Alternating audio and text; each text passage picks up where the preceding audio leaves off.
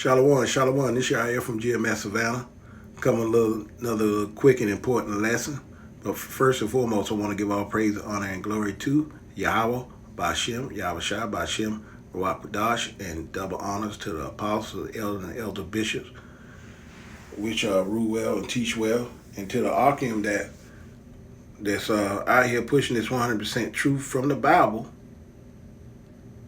all four corners of the earth, and to you so-called blacks and Latinos and Native Americans and speckled birds scattered amongst the heathen that look like the heathens. Shalom. But today's lesson, we going into those sundown towns, man, and they are for real, and they are very relevant in 2024. So we're gonna check out this little video on it, and then we're gonna hit scriptures afterwards. Over the past few years, there have been numerous cases of young black men being lured out to small remote towns across America, with many of these victims ending up deceased or are simply never seen again.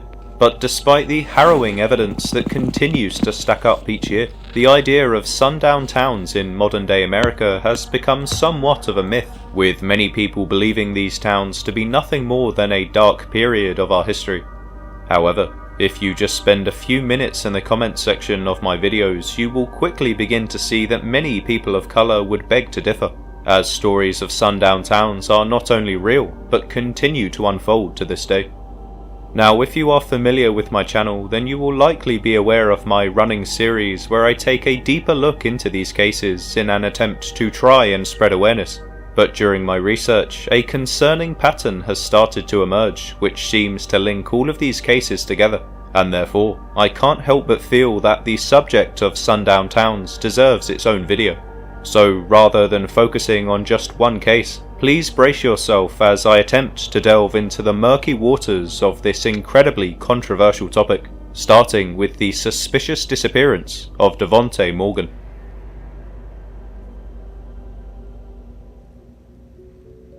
On Wednesday the 5th of May in 2020, a 28-year-old man named Devonte Morgan had travelled up to the small town of Mount Shasta for a family birthday party, but after getting into a heated argument with his girlfriend that morning, Devonte would storm out of the motel, never to be seen or heard from again.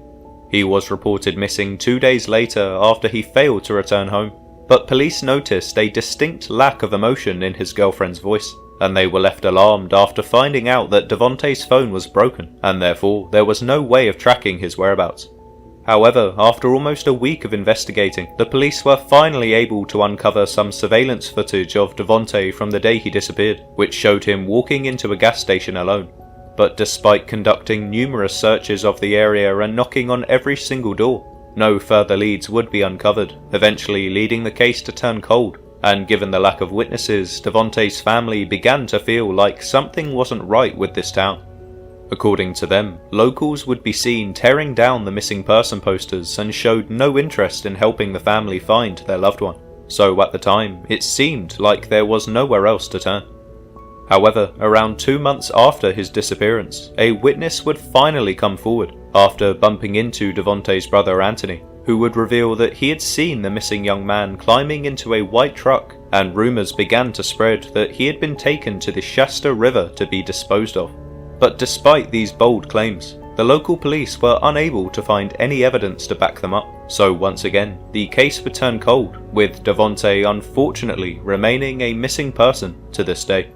However, as disturbing as this story may seem, this is certainly not the first time a man has been lured out by a woman to a small town, shortly before disappearing, as demonstrated by this next case. On Thursday the 28th of December, a 28-year-old rapper from Oregon named Ticarius Ray was last seen driving his pickup truck through the town of Roseburg when he would mysteriously disappear. 2 days later, his white Dodge Durango was found abandoned on the side of a highway just outside of town, and was swiftly towed away by the police.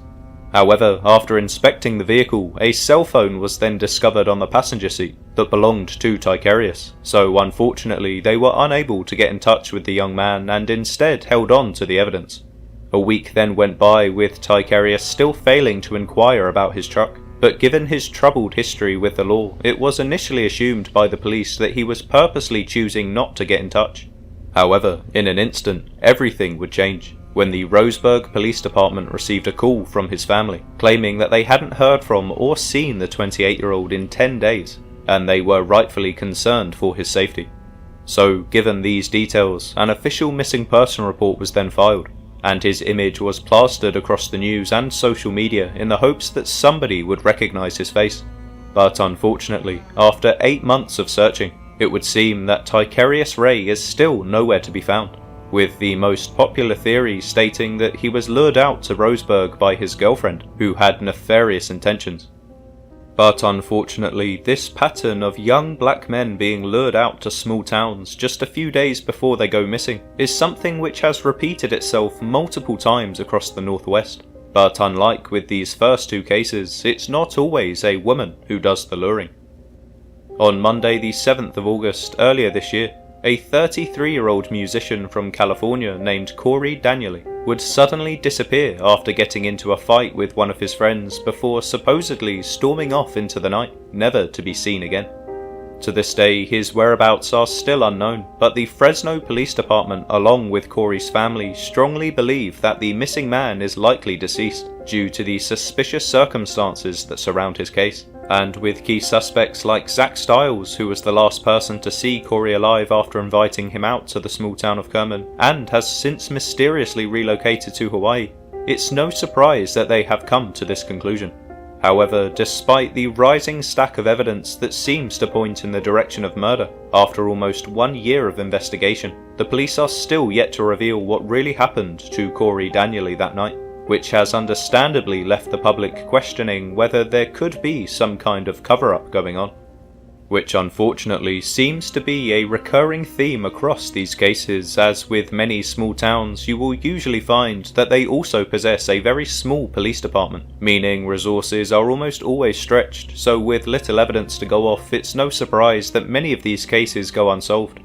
However, in some circumstances, there can be an abundance of suspicious evidence to go off, but somehow, the police still fail to find a conclusion, and in some cases, even refuse to admit the involvement of foul play.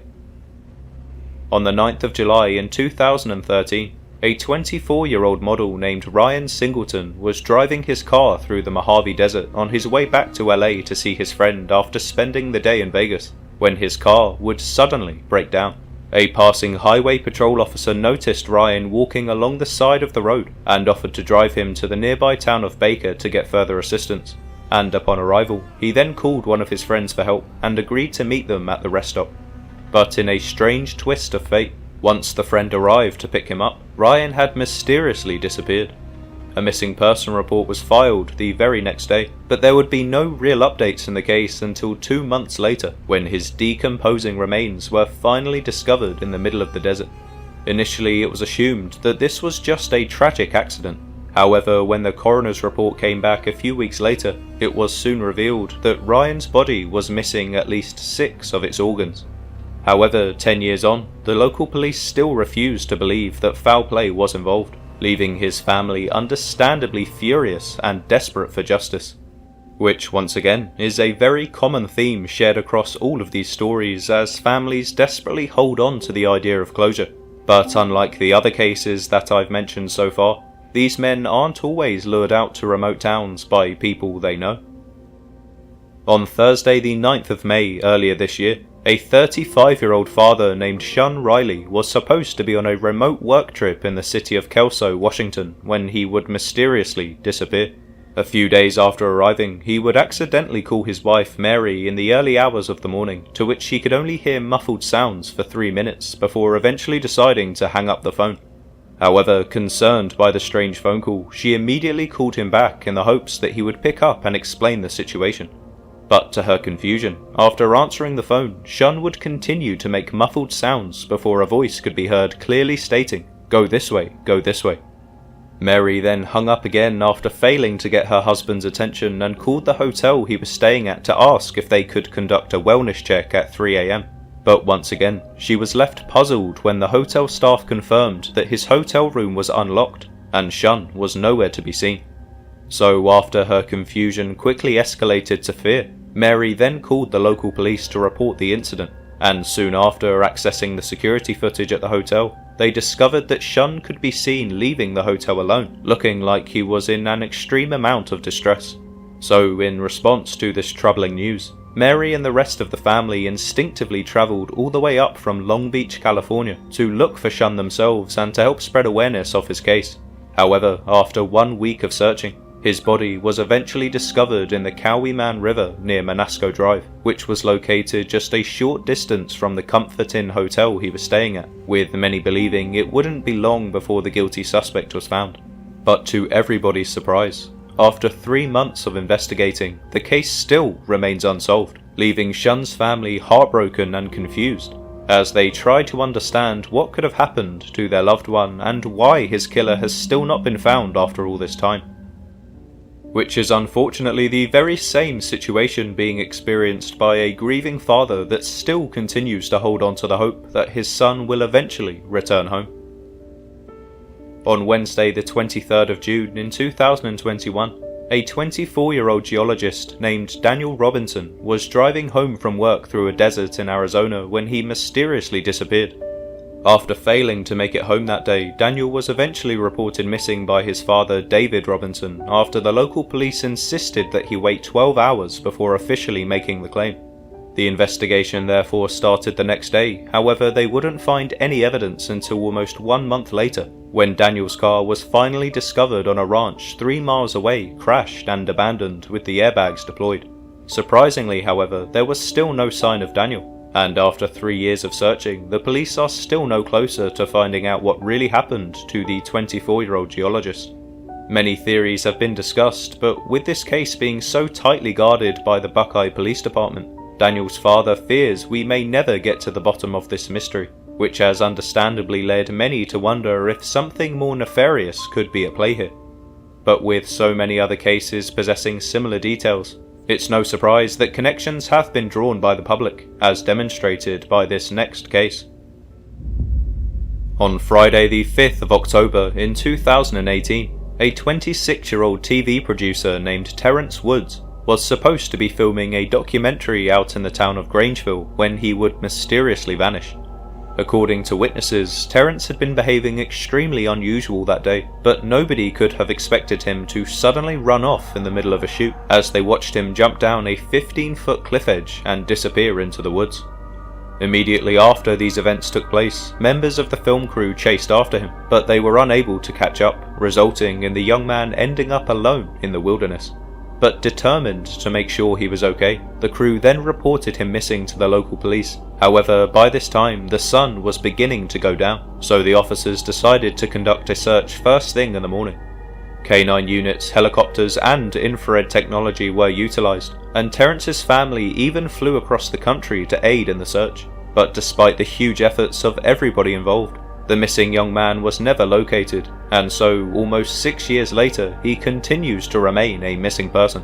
But in a similar vein to the family of Daniel Robinson, despite the ever-increasing time-lapse of Terrence's disappearance, his family continue to hold out hope that he will return, which is a sentiment that is also shared by the grieving family of this next victim.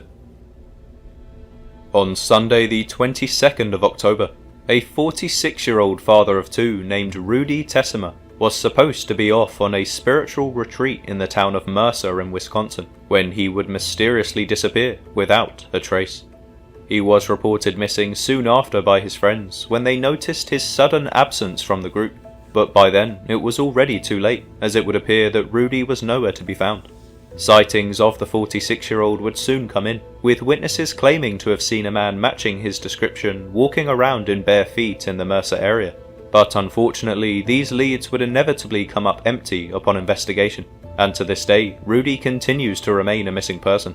However, given the concerning details that surround his case, many are starting to wonder if he could have been a victim of the racial inequality that still plagues the state of Wisconsin, especially given the town's affiliation with the famous racial hate group that I will refuse to name. But one thing that has come out of this case is the revelation that most modern-day sundown towns are not located in the Deep South as you would guess, as nowadays you are much more likely to find areas of racial divide in the Midwest, with Wisconsin and Illinois climbing to the top of the list, a fact which can be perfectly illustrated by this next case.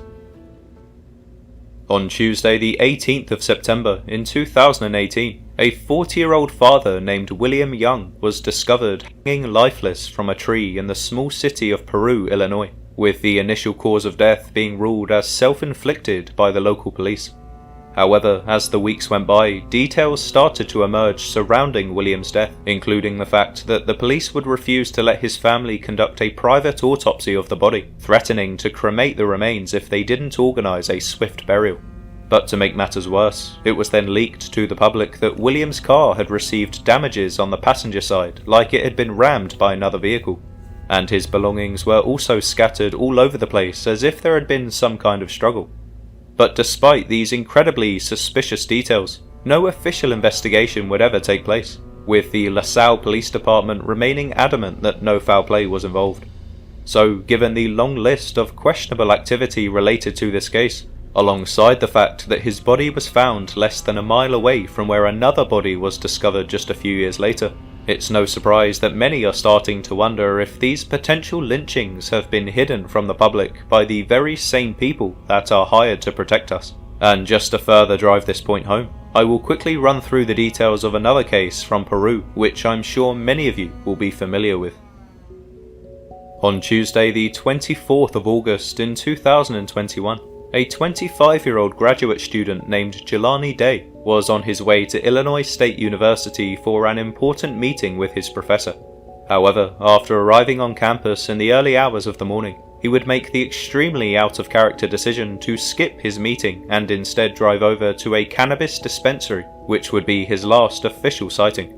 The young man was quickly reported missing by his mother after she received a call from the university about his absence. But strangely, the police refused to act, given that Jelani had only been missing for a few hours, so the official report wasn't made until the next day. But unfortunately, this decision would soon reveal itself to be a grave mistake, as Jelani's car was eventually discovered around 60 miles away in the neighbouring city of Peru, and after searching the nearby river, his decomposing body was found.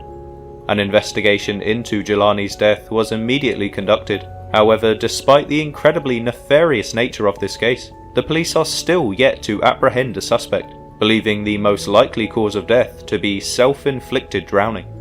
So not only does this case remain unsolved, but the police are refusing to believe that foul play is involved, which is a very unfortunate theme across many of these cases. On Sunday the 18th of December in 2022, a 19-year-old man named Caden Black was supposed to be spending the morning at his father's house to help look after the dogs, as he did every Sunday. But strangely, after failing to show up that day, he would mysteriously disappear, and hasn't been seen since. After noticing that Caden hadn't arrived, his father Maurice then called up their neighbour Chris Faust to ask if he had seen his son, as at the time Caden had been staying with him temporarily. However, Chris would respond by claiming that Caden was likely asleep upstairs, so not wanting to cause a fuss, Maurice simply accepted that his son wasn't coming and continued on with his day as normal.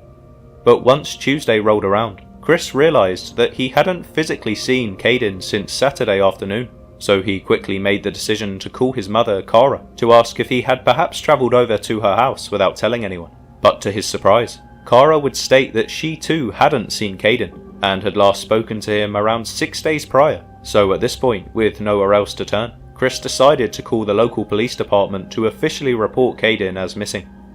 However, despite the immense efforts of the authorities, almost 2 years later, Caden still remains a missing person to this day, with many people associating his disappearance with the fact that he had recently moved back to the town of Wrightsville, which is home to an incredibly small number of black residents. And this also seems to be the situation with this next victim, after he decided to head out to the town of Taylorsville for work, before mysteriously disappearing. On Saturday the 1st of October, almost 2 years ago, a 25-year-old man from Mississippi named Rasheem Carter would call his mother in a panic, claiming that he was being followed by a group of men in trucks, who were shouting racial slurs in his direction. So, fearing for her child's life, she immediately advised him to head over to the nearest police station to report the incident and to ask for a lift home. However, in response to his pleas, the Taylorsville Police Department claimed that they were not a taxi service, and that because his home was out of their jurisdiction, there was nothing they could do. So, with no other options, Rashim then called a family friend to pick him up from a gas station in Taylorsville, to which she agreed. However, after arriving on the scene, Rashim was mysteriously nowhere to be found, eventually leading his mother to file a missing persons report. But unfortunately, there would be no updates to the case until around a month later, when the skeletal remains of Rashim Carter were found, with his head separated from his body.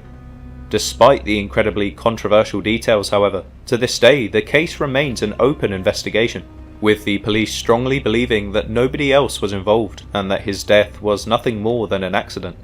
So once again, we see a young black man disappearing in a small remote town before turning up deceased with little to no explanation available. So it's no wonder that many people have started to associate Taylorsville with racism, which is a label that has also been attached to this next town. On Wednesday the 2nd of November in 2022, a 17-year-old boy named Sion Carroll left his grandmother's house in Kenbridge, Virginia in the early hours of the morning to cool off after the pair had got into a small argument, but unfortunately, he was never seen alive again. Sion was reported missing the next day by his mother Tiffany Baker after he failed to return home and refused to answer his cell phone. So concerned for his well-being, the whole family headed out to Kenbridge to hand out flyers and look for the missing teenager. However, after 8 days of searching, they were mortified to find out that a police officer named Ben Barnes would miraculously stumble upon a gravesite in which he would discover the dismembered remains of Sion Carroll. But this already controversial case would take yet another shocking twist when it was revealed that Sion's cell phone was discovered next to the home of a registered sex offender, leading the public to believe that it wouldn't be long before the case was wrapped up. But to everyone's surprise, this suspect was quickly removed from the registry, with his identity remaining a secret to this day. And to make matters even worse, the police officer responsible for finding Sion's body would coincidentally decide to resign without explanation before disappearing into thin air. So, given the incredibly suspicious nature of this case, it is no surprise that Sion's family have continued to plead with the public for help, as it would certainly seem that something nefarious is going down in Kenbridge, Virginia. Now, just before I end the video, But I just show you right there, man, Jake, man. All of them Jakes, man. And you, hey, man, the hopeful elect, y'all got to understand, man. This is just some of the Jake men. You know, you got women out there been snatched up too. You know what I'm saying? And going through a lot of grievous things, man. But our people, man, are so sottish, man. Our people are sottish people, man. They are not aware of what times we are into the day. A lot of this is still going on to this day. You know, a lot of, you know, some of these videos of, you know, maybe, you know, a couple of years old, but this is stuff that's still going on to this day. And yeah, let's hit some scripture. I'm gonna start right here first. Ephesians 5:15. And it says, "See then that ye walk circumspectly, not as a fools, but as wise." You have to be smart when you're traveling, you know, through these towns and stuff like that, Jake. You know what I'm saying? But everybody want to be living their best life. You know what I'm saying? And chasing heathen women. But you know, they ain't nothing but a judgment of Yahweh Shem Yahushai. Hey, the Lord kill and make alive. You know, when you a 2/3, Jake, this kind of stuff can happen to you. You know, you're not being smart. And when you're not being smart, you're going to get caught up, man. And, you know, hey, that's where deletions come about, man. You out of here. Back in the spirit realm, man. Because, you know, these devils, they watching, man. They watching you, man. They wanna conflict, you know, some harm to you, man. But you just got to be smart out here, man. It's 2024. You got to be very, very smart these days. You know, it's crazy to even travel by yourself at these days, man. You got to be smarter than that. And this is right here.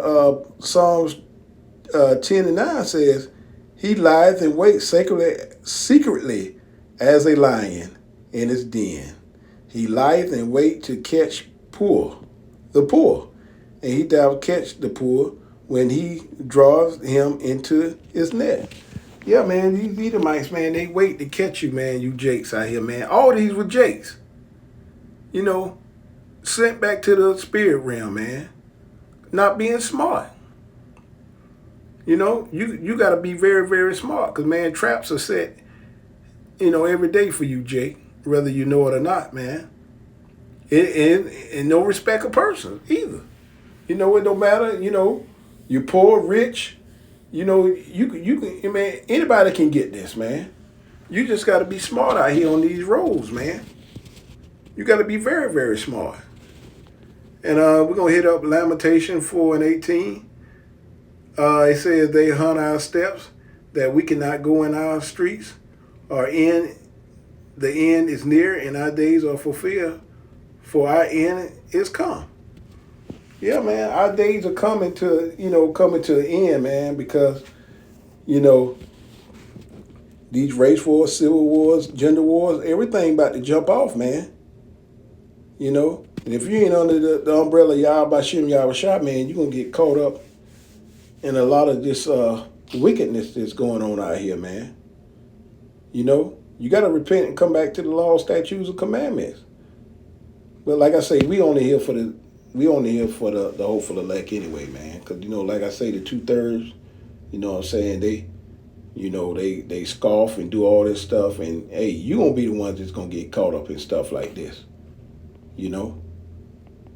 Scoffing the prophets of Yahweh Shem Yahweh. You're going to get caught up, man, for real.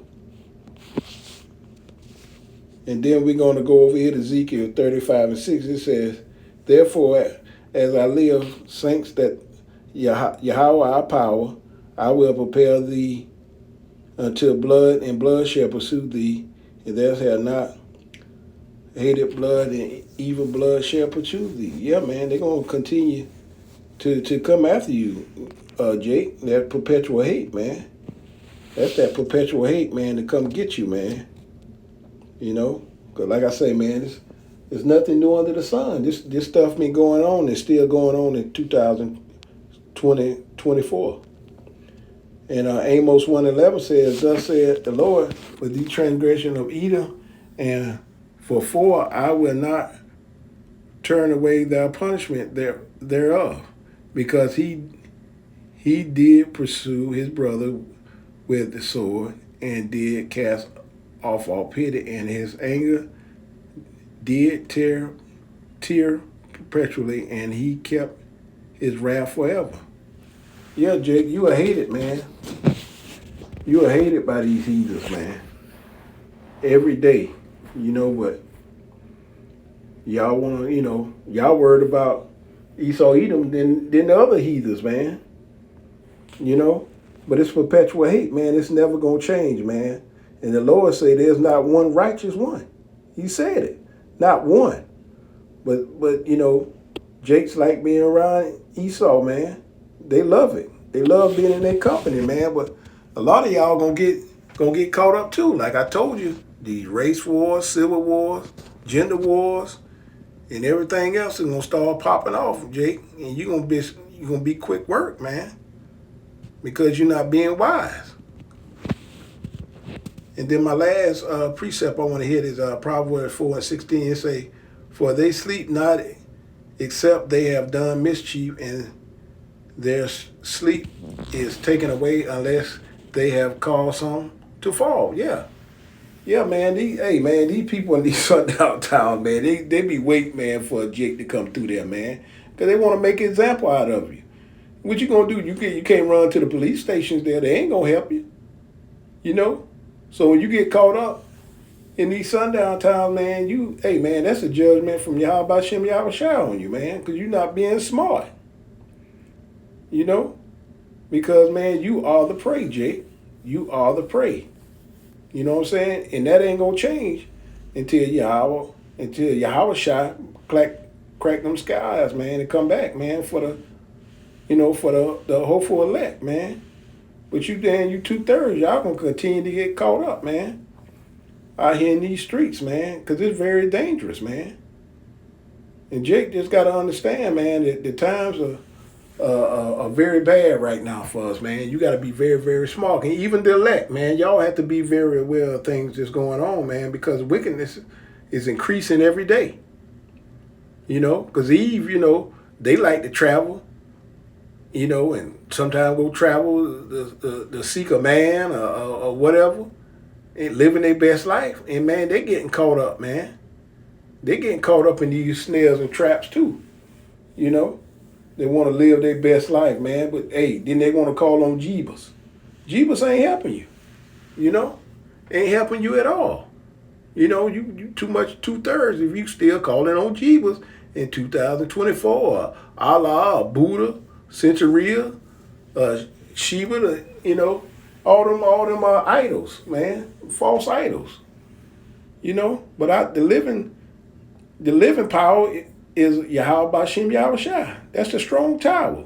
If you calling on anything else, it's damn nonsense, man. And you're going to get caught up out here, man, and, deletion's going to happen. But I also personally feel that a lot of that, these jakes being caught and you never see them no more, man, is that H word, man. That's what's going on out here. It rhymes with Jarvis. And like I say, that's what's going on. You remember Get Out? You remember what was happening? To the Jake in that movie? And the other ones that they had photos of, what was going on? It ain't nothing new under the sun. It's the same thing like Get Out. But our people just have to be very, very aware of the times that we're in, man. And like I say, man, the hopeful elect, man, you got to be smart when you traveling on these roads, man, and going through these towns, man. Be aware of where to go and not to go, because you don't want to be a statistic. And like I say, it's several other cases that haven't even hit, some of these, mainstreams and stuff like that. You know what I'm saying? They haven't even been recorded. But see, the Lord see everything, though. He know everything. He see everything, man. Everything is being recorded. You know what I'm saying? But judgment, hey, man, these Edomites that has been putting their hands on Jake, man, you putting your hands on the apple of his eye. But you'll be dealt with sooner than later. But I hope this was edifying to the sheep. Kwan Yasharala and Shalom. On to the next lesson. Be careful out there, Israel, hopeful elect. Be very, very careful. Shalom.